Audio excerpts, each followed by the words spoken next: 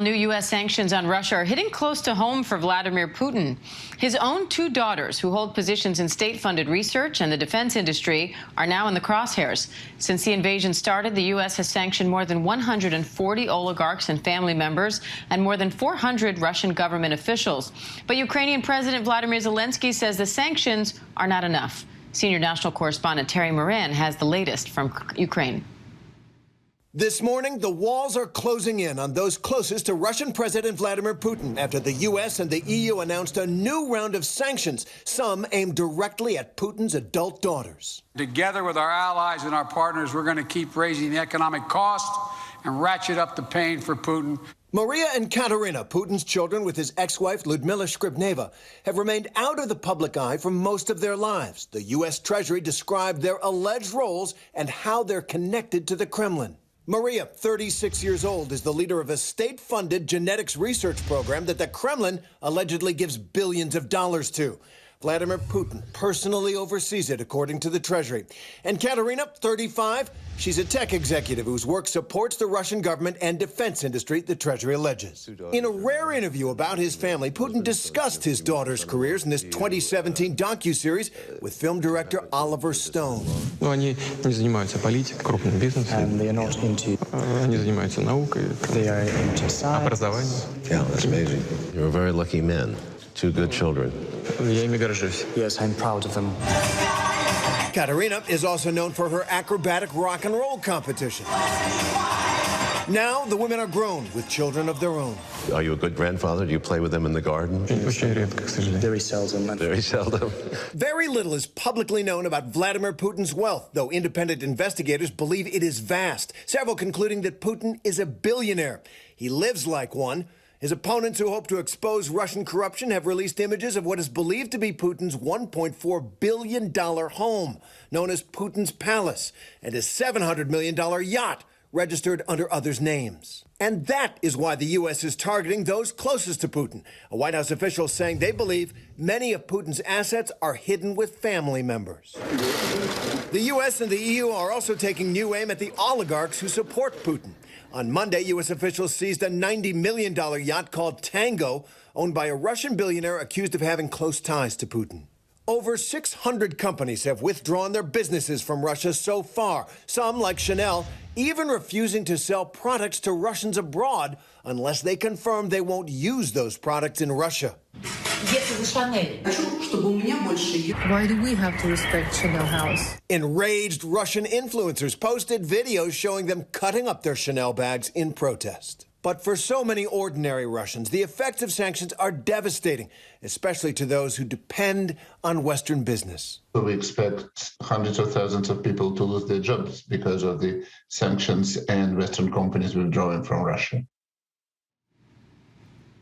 And Terry Moran joins me live from Lviv, Ukraine, with more on all this. Terry, what's the broader impact of that these sanctions could have? What's the end game here? Well, the end game, of course, is to cause so much pain for ordinary Russians and especially for the Russian elite, especially for Vladimir Putin, economic pain and shame that he stops this war, that the Russian leadership, Vladimir Putin, stops this war. But the broader impact, U.S. officials say, is that with these sanctions, Russia will be driven out of the group of top 20 economies in the world. They're going to sink further. Right now, they've got an economy, I think it's about number 11 in the world. It's the size of South Korea, roughly. And with these sanctions, they will fall out of the top 20, U.S. officials say. And they add, these are the kind of sanctions, structural sanctions, throughout the economy, on airlines, on banks, on all kinds of supplies, access to technology, finance, you name it, that will send Russia into what they call a decline into economic isolation and loss. Now, will that be enough? Because at the end of the day, you know, Vladimir Putin is the decision maker. You can't sanction him into poverty. He's got, you know, the resources of the Russian state at his disposal, and he's squirreled away billions, according to his critics and people who've investigated. So the long-term impact is that Russia will be a lesser country economically and morally after this war. Now, President Zelensky has said that the sanctions so far have not been enough. He's calling for a total embargo on Russia's banking system.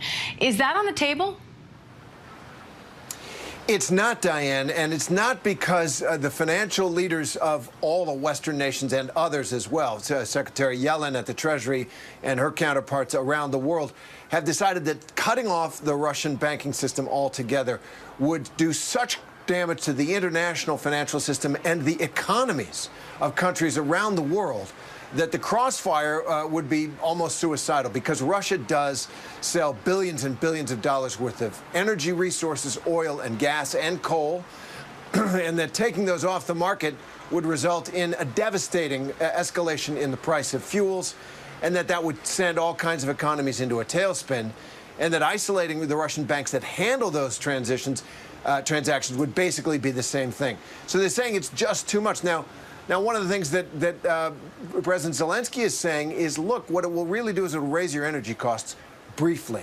Maybe you could do without air conditioning this summer in defense of our freedom and yours, because he makes the argument that the war in Ukraine is about democracy itself, but it doesn't look like he's going to get that.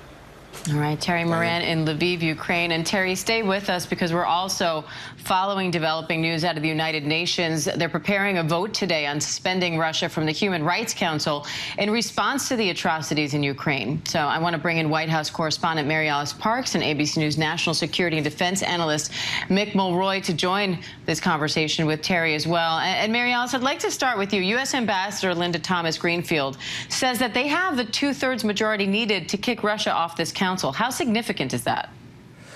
Yeah, Dan, well, this has happened before. In March of 2011, the General Assembly voted to kick Libya off of the council after those that were working for and supporting the leader Gaddafi there in Libya took such violence to the streets, attacked protesters. So we've seen the world respond this way. I think it is significant that the U.S. thinks that they have the votes here. But when you look at sort of what's written on the UN's own website about the UN Council, you start to see why this feels important to the body. Not only does the Human Rights Council sort of have this mandate to strengthen and promote the protection of human rights around the globe, but is also called upon to address situations of human rights violations and make recommendations to the General Assembly about how to address them. And obviously, in the last 6 weeks, we've seen such a rupture of any trust, these unbelievable accusations of war crimes and just atrocities committed by Russia. It's hard to imagine the General Assembly, all of these nations,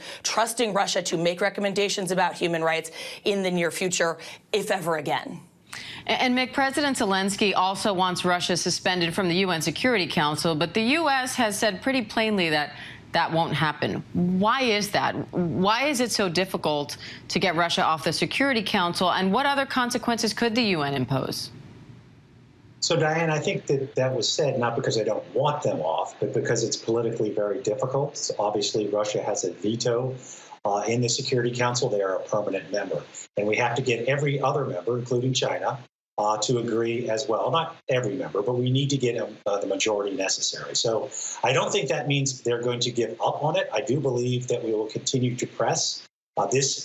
Getting them removed from the Human Rights Council is a good first step. And obviously, for any council that's about human rights to have any validity whatsoever, Russia and countries like that have committed such atrocities should not be on that. But I do believe this is a good first step, and hopefully it will lead to further removal from councils in the United Nations.